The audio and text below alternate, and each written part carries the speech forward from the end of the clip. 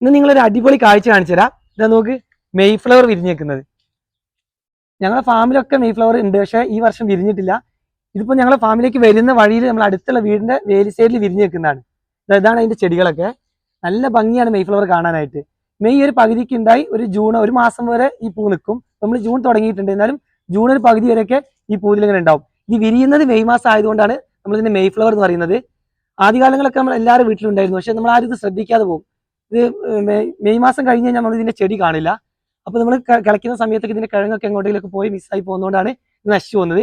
ഞങ്ങളുടെ ഫാമിൽ തന്നെ 2-3 സ്ഥലത്ത് ഇപ്പം ഇതുപോലെയുള്ള ചെടികൾ വന്നിട്ടുണ്ട്, പക്ഷെ അതിൽ പൂവില്ല. എല്ലാ വർഷവും ഒന്നും ഇത് പൂത്ത് കിട്ടില്ല. അപ്പം നല്ല ഇത് ഉണ്ടായി കിട്ടണമെങ്കിൽ തന്നെ ഇതിന്റെ കിഴങ്ങൊക്കെ നല്ല വൃത്തിയുള്ള സ്ഥലത്ത് നല്ല രീതിയിൽ തന്നെ മുളച്ചു വരണം. അങ്ങനെ കിട്ടാത്തതുകൊണ്ടാണ് നമുക്ക് ഇതിന്റെ ഫ്ലവർ കിട്ടാത്തത്. അപ്പം ഈ വർഷം ഫാമിൽ ഇല്ലെങ്കിലും ഞങ്ങൾക്ക് കാണാൻ പറ്റി. നല്ല ഭംഗിയാണ് കാണാനായിട്ട്. ഇതൊരു വളരെ അത്ഭുതമാണ്. മെയ് മാസം മാത്രം വിരിയുന്നത് വളരെ അത്ഭുതം തോന്നിക്കുന്ന കാഴ്ചയാണ്.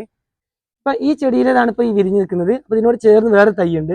ഇതിന്റെ റോസ് നിറാണ്. അപ്പൊ ഇവിടുത്തെ ചേച്ചി പറഞ്ഞത് ഇത് വേറെ വെറൈറ്റിയാണ്. ഇത് റെഡാണ്, ഇത് റോസ് നിറാണ്. അപ്പം ഇതൊക്കെ വിരിഞ്ഞു കഴിഞ്ഞിട്ട് നമുക്ക് ഇതിന്റെയൊക്കെ കിഴങ്ങ് തരാമെന്ന് പറഞ്ഞിട്ടുണ്ട്. അപ്പോൾ കഴിയുന്ന എല്ലാവരും ഇതുപോലെ വീടിന്റെ അടുത്തൊക്കെ എവിടെയെങ്കിലുമൊക്കെ മെയ് മാസ ഫ്ലവർ ഉണ്ടെങ്കിൽ അത് വാങ്ങി നടുന്നത് വളരെ നല്ലതായിരിക്കും. നല്ല ഭംഗിയാണ് ഇതൊക്കെ വിരിഞ്ഞു നിൽക്കുന്നത് കാണാനായിട്ട്.